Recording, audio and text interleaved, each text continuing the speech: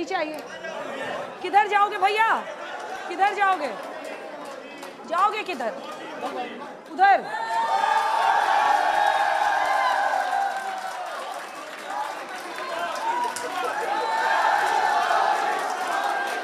बस हो गया, हो गया, चलिए चलिए।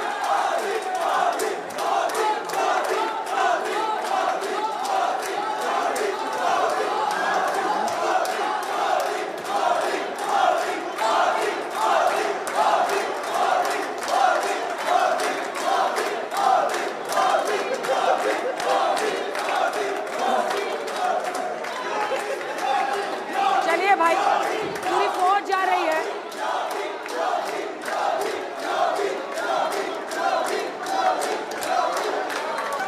ये देखकर मुझे भी हैरानी हो रही है कि जिस तरह का पलायन यहाँ पर हो रहा है, लेकिन अभी बाजी बाकी है। मुझे लगता है अभी भी एक बड़ा मौका है और उस मौके को भुनाने के लिए अगले दो जो वक्ता है, प्लीज आप लोग बैठ जाइए, अपनी अपनी जगह पर बैठ जाइए। सुरेंद्र राजपूत जी, कांग्रेस पार्टी के राष्ट्रीय प्रवक्ता, मंच पर आइए और इधर से प्रदीप भंडारी जी मोर्चा संभालिए। प्रदीप भंडारी जी, आपका समय शुरू होता है अब। भारत माता की। आप लोग भी भारत के नागरिक हैं, बोलिए भारत माता की। आज मैं बोलना चाहता हूं कि झूठ के पाव नहीं होते, फिर भी वो चलता है। सच की रोशनी के आगे फिर फिसल जाता है। आज भारत के अंदर तुष्टीकरण की राजनीति करने वाली कांग्रेस पार्टी एक्सपोज हो चुकी है। 70 सालों तक कांग्रेस पार्टी ने राज किया, परंतु अगर 70 सालों के बाद कांग्रेस पार्टी द्वारा बनाई गई सच्चर कमेटी ये कहती थी कि कांग्रेस पार्टी के राज के अंदर मुसलमान गरीब रहा, वंचित रहा, शोषित रहा, तो इसके लिए जिम्मेदार कांग्रेस पार्टी है। आज मुसलमानों के अंदर गरीबी जो कांग्रेस पार्टी के अंदर 35% थी, आज वो सिर्फ 3% रह चुकी है। आज मुसलमान नागरिक की, युवा की प्रति व्यक्ति आय जो कांग्रेस पार्टी के समय 3% थी, आज 27% से बढ़ चुकी है। और अगर ये हमको कहते हैं कि भाई हम मुसलमान विरोधी है, तो कांग्रेस पार्टी को जवाब देना चाहिए कि 2014 से लेकर 24 में अगर कांग्रेस पार्टी तुष्टीकरण करती तो मुसलमानों के टिकट्स क्यों कम करे? ये मुसलमानों को वोट बैंक के रूप में इस्तेमाल करना चाहते हैं। हमारे लिए मुसलमान हो या हिंदू सब एक है। तभी यूपीएससी सिविल सर्विसेज के अंदर सबसे ज्यादा मुसलमानों की भर्ती 2018 के अंदर होती है, मोदी शासन में होती है। सबसे ज्यादा मेरिटोरियस कैंडिडेट सरकारी व्यवस्था के अंदर 40% आते हैं, मोदी सरकार के अंदर आते हैं। मोदी सरकार की पीएम आवास स्कीम हो गई, जलधन स्कीम हो गई, उज्ज्वला हो गई, सब में 25 से 30% भागीदारी मुसलमान समाज की आती है। ये रहा एनसीआरबी का डेटा। आज भारत में पिछले 50 साल में सबसे कम दंगे हो रहे हैं। ये चाहते हैं कि हिंदू और मुसलमान दंगा करें, हम चाहते हैं कि वो दोनों देश की नागरिक के आगे बढ़े, भले हिंदू हो या मुसलमान हो। और अगर इनकी नीति साफ होती तो बंगाल के अंदर सुनिए मुसलमानों की हालत क्या है। बंगाल में सिर्फ 2% मुसलमानी सरकारी नौकरी के अंदर है। गुजरात जहां भाजपा है उससे दुगना है, और बंगाल के अंदर स्थिति यह है कि सबसे ज्यादा गरीबी मुसलमानों में बंगाल में, समय समाप्त हुआ। और अब अगले वक्ता सुरेंद्र राजपूत, कांग्रेस पार्टी के राष्ट्रीय प्रवक्ता होंगे, और आपका सुरेंद्र जी समय शुरू होता है अब। चलिए साथियों, कम से कम वंदे मातरम तो कीजिए। वंदे वंदे भारत माता की, भारत माता की। अंजना जी, आज आपने बहुत बढ़िया एक वो रखा है, शो रखा, और आपने कहा कि मुसलमान वोट बैंक के रूप में क्यों इस्तेमाल किया जा रहा है। देखिए किस तरीके से दबाव में मुसलमान को वोट बैंक के रूप में इस्तेमाल किया जा रहा है, ये हमारी बाईं तरफ के लोग बता रहे हैं।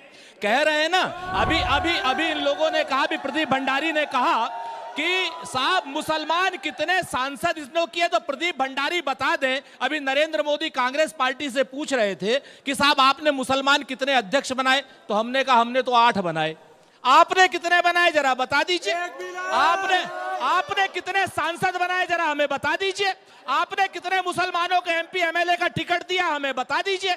सच बात यह है कि हम लोग और इन लोगों में अंतर यह है कि ये लोग मुसलमानों को वोट बैंक दिखा करके, मुसलमानों का डर दिखा करके एक सामने वाला एक वोट बैंक बनाना चाहते हैं। मैं सहमत हूं आपके इस क्या नाम एपिसोड से कि ये पूरी तरीके से भारतीय जनता पार्टी के लोग मुसलमानों का डर दिखा करके एक हिंदू वोट बैंक बना रहे हैं। मेरे मुझे कहने में कोई गुरेज नहीं है, और इसलिए वोट बैंक बना रहे हैं ताकि मुसलमान को चारे के रूप में इस्तेमाल इस्तेमाल किया जाता जय है। हिंद दोस्तों, अभिषेक ऑफिशियल टीवी में आपका स्वागत है। आपने इस डिबेट के वीडियो में सुना होगा कि कैसे पार्टी के प्रवक्ता ने अभी बोला कि जो भी मुस्लिम लोग हैं मुस्लिम के समर्थन करते हैं नहीं करते हैं, कौन सी पार्टियों ने अभी तक मुस्लिम के लिए क्या किया नहीं किया।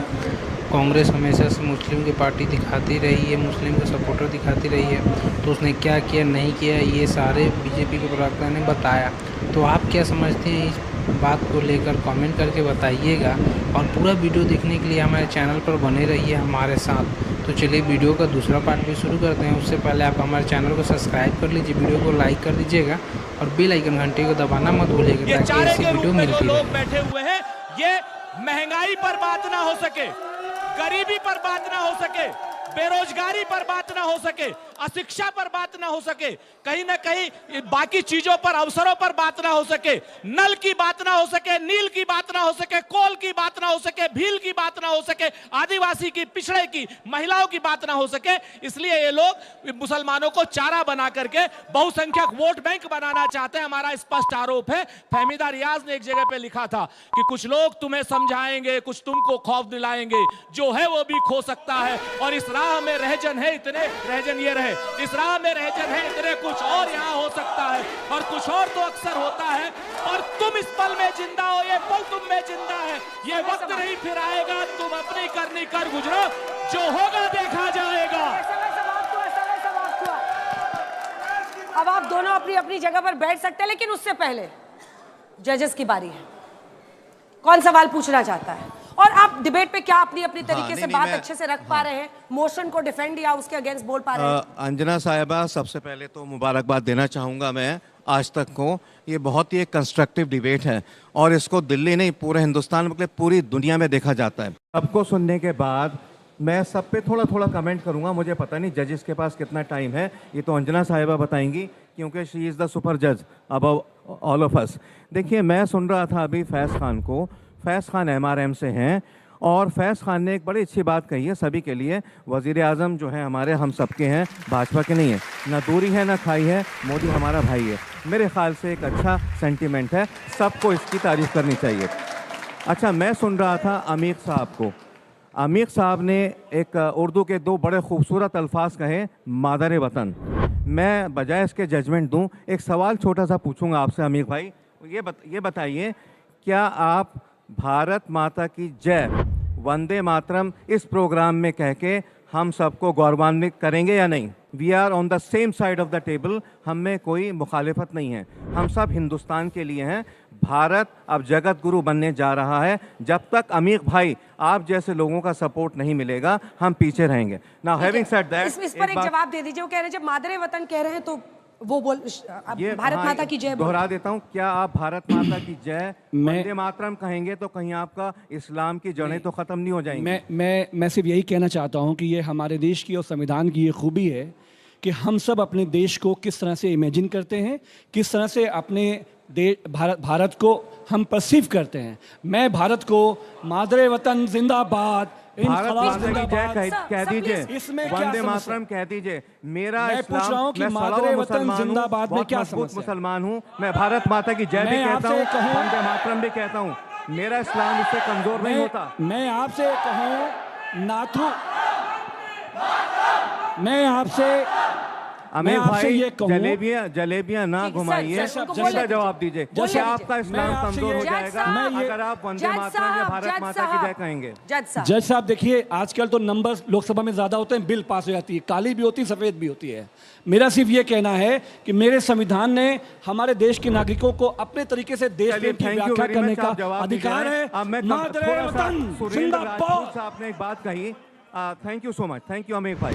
दोस्तों, इस डिबेट बात है कि स्टूडियो में रिकॉर्ड किया जा रहा था। अंजना मुकसब एंकर हैं, आए हुए लोग थे, लेकिन अभी जो बातें लास्ट में आपको सुनने को मिली कि भारत माता की जय, वंदे मातरम, तो इस बात को हर जगह हर मंच पे अपने हिसाब से गोल मटोल किया जाता है, उसके बाद जवाब देते हैं।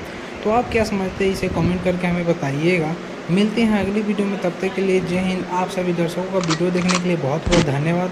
जाने से पहले एक रिक्वेस्ट है कि आप हमारे चैनल को सब्सक्राइब कर लीजिएगा, बेल आइकन को दबाना मत भूलिएगा, और वीडियो को लाइक साथ साथ कर दीजिएगा। तो मिलते हैं अगली वीडियो में, तब तक के लिए जय हिंद, जय भारत, भारत माता की जय।